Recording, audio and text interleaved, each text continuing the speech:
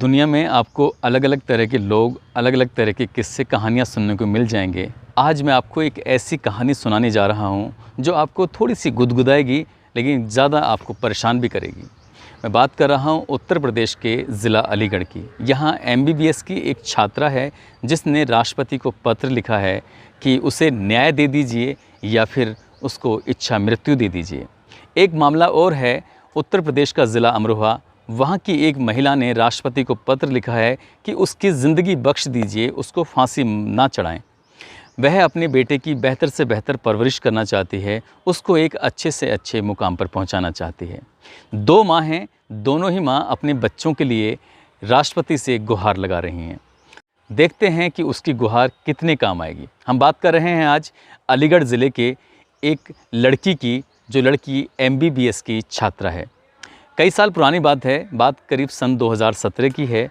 एक दिन उसके फेसबुक पर एक फ्रेंड रिक्वेस्ट आती है। वो फ्रेंड रिक्वेस्ट गौरव दहिया नाम के एक व्यक्ति की होती है, जिनके बारे में लिखा है कि वह गुजरात के IAS कैडर के अधिकारी हैं। लड़की ने उनसे बातचीत करनी शुरू कर दी और बात मैसेंजर पर अक्सर हो जाया करती थी। जब भी दोनों खाली होते थे, तन्हाई में होते थे, तो एक दूसरे से बातें करने लगते थे। बातें दोस्ती में बदलने लगी, एक दूसरे की पर्सनल बातें भी शेयर होने लगीं, एक दूसरे का सुख दुख भी बंटने लगा। बात धीरे धीरे आगे बढ़ती चली गई और ये कहानी प्यार मोहब्बत तक पहुंच गई। दोनों ने एक दूसरे के साथ जीने मरने की कस्में भी खानी शुरू कर दी। एक दिन ऐसा आता है, 25 जनवरी 2018 को गुजरात से वो IAS ऑफिसर लड़की से मिलने के लिए अलीगढ़ पहुंच जाते हैं। उसके घर वालों से मिलते हैं, उससे बातचीत करते हैं। कहते हैं कि तुम मेरे पास रहो, मेरे साथ चलो और हम दोनों हमेशा हमेशा के लिए एक दूसरे के साथ रहेंगे। माँ बाप और परिवार के बहुत सारे लोग हैं, उनसे मिलना आपको बहुत अच्छा लगेगा। लड़की मान जाती है और दिल्ली चली जाती है। दिल्ली में जाने के बाद 24 फरवरी को दिल्ली के एक मंदिर में हिंदू रीति रिवाज के हिसाब से दोनों शादी कर लेते हैं और दिल्ली के साउथ एक्स में एक फ्लैट लेकर दोनों रहने लगते हैं। ये जो टाइम था, दोनों के बीच में प्यार की पीगें इस कदर बढ़ रही थीं कि दोनों एक दूसरे के बिना रह भी नहीं पा रहे थे। धीरे धीरे कहानी चलती चली गई और एक दिन वो लड़की जो MBBS की छात्रा है, जो IAS अधिकारी की दुल्हन बन गई थी, वो गर्भवती हो जाती है और 23 नवंबर 2018 को उसने एक बड़ी खूबसूरत बेटी को जन्म दिया।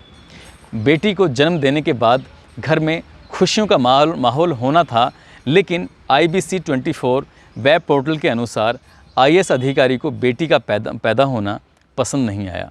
कहते हैं कि वो उसी दिन के बाद हमेशा के लिए पत्नी को छोड़कर चले गए। अब MBBS छात्रा ने पति की तलाश करनी शुरू कर दी, खोजबीन करनी शुरू कर दी कि वो कहाँ रहते हैं, क्या काम करते हैं। इसके लिए वह गुजरात चली गई। गुजरात में जाने के बाद उसने पति को तलाशना शुरू कर दिया, लेकिन पति आसानी से नहीं मिले। जब काफ़ी तलाश करने की कोशिश की तो आखिरकार वो मिले, लेकिन उन्होंने अपनी पत्नी को पहचानने से इनकार ही कर दिया।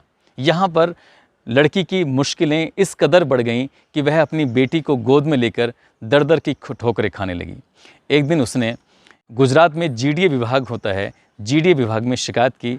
मामला मुख्यमंत्री तक पहुँचा। मुख्यमंत्री ने मामले को गंभीरता से लेते हुए 5 IAS अधिकारियों की एक टीम तैयार की और पूरे प्रकरण की ईमानदारी से जांच कराने की कोशिश की। जांच में वही पाया जो था, यानी कि IAS अधिकारी प्रथम दृष्टया दोषी पाए गए। बताया गया कि उन्होंने लड़की से शादी की थी, उन्होंने लड़की से फेसबुक से दोस्ती की शुरुआत की थी। ये सब देखते हुए मुख्यमंत्री ने उनको सस्पेंड कर दिया। इस कहानी में एक बड़ा ट्विस्ट तब आता है जब IAS अधिकारी की पहली पत्नी भी सामने आ जाती है। यानी कि MBBS जो छात्रा थी, उसके अलावा भी IAS अधिकारी की एक पत्नी थी, लेकिन पहली पत्नी का दूसरी पत्नी से कोई तकरार नहीं होता। तकरार होता है पहली पत्नी का तो अपने पति से होता है, यानी कि IAS ऑफिसर से होता है। और उन दोनों के बीच इस कदर दूरियां बढ़ीं, इस कदर गहरी खाई खुद गई कि उन्होंने 14 अगस्त 2019 को हमेशा हमेशा के लिए अलविदा कह दिया, दूरियां बना ली, तलाक ले लिया और वो पहली पत्नी हमेशा के लिए छोड़कर चली गई। लेकिन MBBS छात्रा ने पीछा नहीं छोड़ा। उसने अपने हक की आवाज़ उठाई और अधिकारियों के दफ्तरों में दर दर की ठोकरें खाने लगी। वो कहती है कि मुझे न्याय चाहिए, इस बेटी को बाप का नाम चाहिए। लेकिन बात धीरे धीरे बीतती चली गई। सन 2019 भी गुजरा, 2020 भी गुजरा, लेकिन आईएएस अधिकारी ने इसमें उसको जो एक हक था वो नहीं दिया। कहते हैं कि आईएएस इंडिया की सबसे बड़ी पोस्ट होती है, सबसे बड़ा पद होता है, इसलिए कहीं ना कहीं उसको न्याय की उम्मीद नहीं थी। लेकिन भारत का जो संविधान है वो चाहे कितना ही बड़ा ऑफिसर हो, चाहे कितने बड़ा मंत्री हो, कानून जो बना है वो सबके लिए समान बना है। अब लड़की ने राष्ट्रपति के यहाँ पर गुहार लगाई है, एक पत्र लिखा है कि इस लड़की का, जो उसकी बेटी है, उसका डीएनए टेस्ट करा लीजिए। इससे ये मालूम हो जाएगा कि ये बेटी आईएएस ऑफिसर की ही है, गौरव दहिया की है या किसी अन्य की है। इस मामले की आप सीबीआई जांच करवा लीजिए। इससे बिल्कुल दूध का दूध, पानी का पानी हो जाएगा।